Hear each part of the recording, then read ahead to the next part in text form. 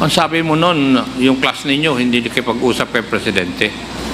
Ay, check po, parang may ano po, Naniniwala po kayo sa dalawang affidavit ni Colonel Garma at pinatutuon nyo pa na itong lahat sinasabi ni Colonel Garma ay walang kasinungalingan at totoo itong sinasabi niya. ito pong paragraph 14 po, Mr. Chair. Yan ba ay pinapaniwalaan mo? Yes or no? Yes, Mr. Chair. Okay.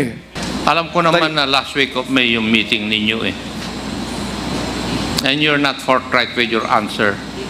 As far as I can recall, Mr. Chair. May meeting po kami May din po, Mr. Chair. Umamin na, palusot pa. Panoorin natin ng buong kaganapan.